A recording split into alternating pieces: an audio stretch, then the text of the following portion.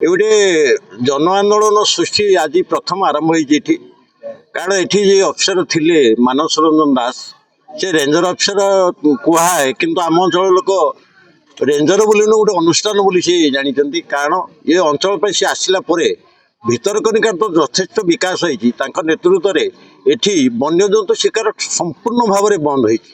ଦ୍ୱିତୀୟ କଥା ସେ କରିଛନ୍ତି କ'ଣ ସାଧାରଣ ଲୋକ ପାଖରେ ପହଞ୍ଚି ପ୍ରତ୍ୟେକ ଗ୍ରାମରେ ପହଞ୍ଚି ଯେଉଁ ବିଜୁବାବୁଙ୍କ ଅମଳରୁ ଯେଉଁ ଲୁଣାଗିରି ବନ୍ଧ ହେଇଥିଲା ତାର ସୁରକ୍ଷା ସରକାର ଦେଇପାରୁନଥିଲେ କିନ୍ତୁ ମାନସ ସାର୍ ପ୍ରତ୍ୟେକ ଗାଁରେ ବସି ଲୋକଙ୍କ ପାଖରେ କହି ଯେଉଁ ଅଦରକାରୀ ବିଲ ନଦୀ ଖାଇଯାଉଥିଲା ସେ ବିଲ ମାନଙ୍କରେ ଗଛ ସୃଷ୍ଟି କରି ଗଛ ଲଗେଇ ଆଜି ଆମକୁ ଜୀବନ ସୁରକ୍ଷା ଦେଇଛନ୍ତି। ଏବଂ ଦ୍ୱିତୀୟ କଥା ହେଉଛି ଭିତରକନିକାର ଯାହା ବିକାଶ କରିଛନ୍ତି ଆମେ ଭାବୁଛୁ ଆଉ 2 ବର୍ଷ ସରକାର ଯଦି ନିଷ୍ପତ୍ତିକି ପରିବର୍ତ୍ତନ କରି ତାଙ୍କୁ ରଖନ୍ତି ତାହେଲେ ଯେଉଁଟା ବିଶ୍ୱ ଦରବାରରେ ଭିତରକନିକାର ପରିଚୟଟା ନିଶ୍ଚିତ ହୋଇପାରିବ ଏବଂ ଭିତରକନିକାର ବିକାଶ ହେବା ସହିତ ଏ ଅଞ୍ଚଳର ବିକାଶ ହେବ।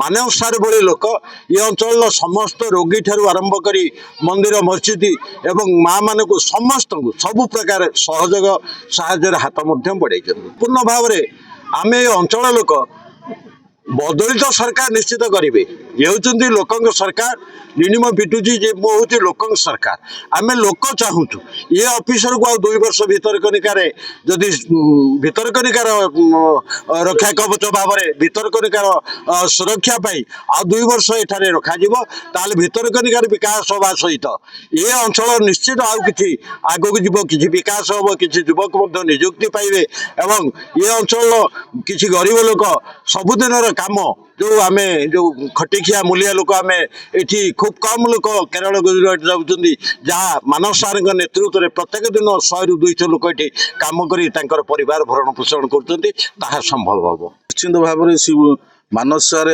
ଯେଉଁ ଏସିଓଙ୍କ ବଦଳି ପାଇଁ ଆଜି ଗୋଟେ ଅନଶନ କରାଯାଉଛି ଭିତରକନିକା ଫାଟକ ପାଖରେ। ମାନସ ସାର୍ ଜଣେ ଦକ୍ଷ ଲୋକ ଯିଏକି 5 ବର୍ଷ ହେଲାଣି ଏଠି ଫାଷ୍ଟ ରେଞ୍ଜର ଥିଲେ ତାପରେ ରେଞ୍ଜରରୁ ଏସିଓ ହେଲେ। ନିଶ୍ଚିତ ଭାବରେ ଆମ ଏରିଆ ପାଇଁ ଗୌରବ।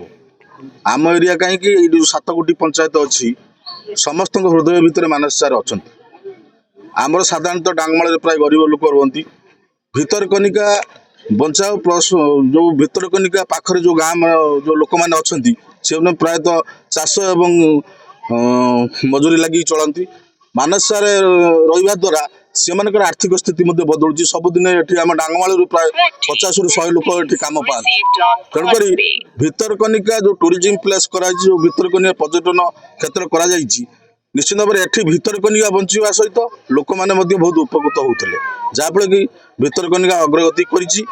ଜୀବଜନ୍ତୁ ଠାରୁ ଆରମ୍ଭ କରି ଯେଉଁ ଜମିରେ ଧାନ ଏଠି ବର୍ଷକରେ ଗୋଟେ ଫସଲ ଧାନ ଯାହାକି ଲୋକମାନେ ଗୋଟେ ଅଲଗା ଏରିଆ ଲୁଣା ଏରିଆ ତେଣୁକରି ସେ ଧାନରେ ହିଁ ଗୋଟେ ବର୍ଷକରେ ଦାନା ପାଆନ୍ତି କିନ୍ତୁ ଏଠି ବାରା ହରିଣ ବିଭିନ୍ନ ପ୍ରକାର କ୍ଷତି କରନ୍ତି।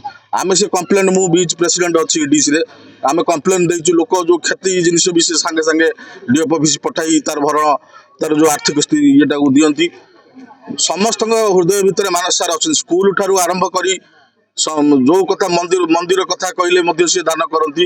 ଲୋକଙ୍କ ସହିତ ସେ ଉତ୍ତପ୍ରୋତ ଭାବରେ ଜଡ଼ିତ ଥିବାରୁ ଆଜି ମାନସ ସାର୍ଙ୍କ ପାଇଁ ଆଜି 500,000 ଲୋକ ତାଙ୍କର ବଦଳି ଦାବିରେ ବସିଛନ୍ତି। ଡିମାଣ୍ଡ ରହିଛି ଓଡ଼ିଶା ସରକାରଙ୍କ ପାଖରେ ଲୋକଙ୍କ ସରକାର ନିଶ୍ଚିତ ଭାବରେ ଲୋକ ଚାହୁଁଛନ୍ତି ମାନସ ସାର୍ ରହିବା ଦରକାର କାରଣ ସେଇଭଳି କରିତ୍କର୍ମା ପୁରୁଷ ଯିଏକି ଆମର ମାନେ ଜଙ୍ଗଲ ସୁରକ୍ଷିତ ରହୁଛି ଲୋକମାନେ କାମ ପାଉଛନ୍ତି ସବୁ ପ୍ରକାର ମାନେ ପିଲାମାନେ ଖେଳରେ ବି ସେ ସହଯୋଗ କରନ୍ତି ସମସ୍ତ ଲୋକଙ୍କ ସହିତ ସମ୍ପର୍କ ସହିତ ଭିତରକନିକା ବଞ୍ଚିଛି। ତେଣୁକରି ପୃଥିବୀରେ ଯେଉଁ ଏକ ମାନ ଯେଉଁ ଭିତରକନିକା ପାଇବା କଥା ମାନସ ସାର୍ ରହିଲେ ହିଁ ଇଏ ମାନ୍ୟତା ପାଇବ। ତେଣୁକରି ଆମେ ଓଡ଼ିଶା ସରକାର ପାଖରେ ନିବେଦନ କରୁଛୁ ଏଇ ବଦଳିକି ପୁନର୍ବିଚାର କରାଯାଉ। ମାନସ ସାର୍ ଭିତରକନିକାରେ ଆଉ କିଛି ଦିନ ପାଇଁ ରହିବା ପାଇଁ ଆମେ ଅଞ୍ଚଳ ତରଫରୁ ଦାବି କରୁଛୁ। ଆମେ ଆଜି 8ଟାରୁ ଆସି ବସିଲୁଣି। ଆମର ଦାବି ରହିଛି ଯେ ଆମର ମାନସ ସାର୍ଙ୍କୁ ଯେଉଁ ଟ୍ରାନ୍ସଫର କରାଯାଇଛି ସେଇଟା ଆମର ଭିତରକନିକା ରେଞ୍ଜ ଫେରାଇବା ପାଇଁ ସରକାରଙ୍କ ପାଖରେ ଆମେ ଦାବି କରୁଛୁ ଯେ ଏମିତି ଜଣେ ମାନସ ସାର୍ଙ୍କ ଯେଉଁ କରାଯାଇଛି ଯେଉଁ ଟ୍ରାନ୍ସଫରଟା ଆମେ ଚାହୁଁଛୁ ସେ ଜଣେ ଏମିତି ପରିବେଶ ପ୍ରେମୀ ଏବଂ ଜଣେ କର୍ମଯୋଗୀ ସେ ଏଇଭଳିଆ ଲୋକଙ୍କୁ ଆମର ଭିତରକନିକାକୁ ଫେରାଇ ଆଣନ୍ତୁ। ଯଦି ଭିତରକନିକାର ଉନ୍ନତି ହେବାକୁ ଚାହୁଁଛନ୍ତି ସେଇଭଳିଆ ଲୋକଟି ଆମର ଦରକାର। ସେ ସବୁଜ ବନୀକରଣ କରିଛନ୍ତି ଲୁଣା ଜଙ୍ଗଲର ପୁନରୁଦ୍ଧାର କରିଛନ୍ତି ଆଉ ପଶୁ ଶିକାର ମଧ୍ୟ ସେ ବନ୍ଦ କରିଛନ୍ତି ଆଉ ଗରିବମାନଙ୍କୁ ଏ ଜବ୍ କାର୍ଡ ମାଧ୍ୟମରେ ଜଙ୍ଗଲର ବହୁତ କାମ ସେ ଯୋଗାଇଛନ୍ତି ଲୋକମାନେ ସେଥିରେ ଦୁଇ ପଇସା ରୋଜଗାର କରିକି ଚଳୁଛନ୍ତି ଏହିସବୁ ତାଙ୍କର ବିଭିନ୍ନ ଲକ୍ଷ୍ୟ ଆଉ ଜୈବ ବିବିଧତାର ସୁନ୍ଦରକରଣ ପାଇଁ ଆଉ ସ୍କୁଲ ବି ତାଙ୍କର ବିଭିନ୍ନ କାର୍ଯ୍ୟକ୍ରମରେ ଆର୍ଦ୍ରଭୂମି ହେଲେ କି ଯେଉଁ ମ୍ୟାଙ୍ଗୋ ଟାଇପ୍ ଯେଉଁ କାମରେ ସବୁ ସେ ସହଯୋଗ କରି ବହୁତ ଶିକ୍ଷଣୀୟ କଥା ପିଲାମାନଙ୍କୁ ଯୋଗାଇଛନ୍ତି ଆଉ ମା ମାନଙ୍କ ମାଧ୍ୟମରେ ମଧ୍ୟ ପ୍ରତ୍ୟେକ ଘରେ ବାଡ଼ି ବଗିଚାରେ ବୃକ୍ଷରୋପଣ କରିବା ପାଇଁ ମଧ୍ୟ ଉଦ୍ବୋଧନ ସେ ଦେଇଛନ୍ତି ଆମେ ଏଠି ଚାହୁଁଛୁ କି ବସିବୁ ଏପର୍ଯ୍ୟନ୍ତ ସରକାରଙ୍କ ପାଖରେ ଦାବି କରୁଛୁ ଯେ ଆମ କଥା ଟିକେ ଶୁଣନ୍ତୁ ମାନସ ସାରଙ୍କୁ ଫେରାଇ ଆଣନ୍ତୁ ନାଇଁ ରୋଷେଇବାସ ହେଇନି ହଁ ବସିଛୁ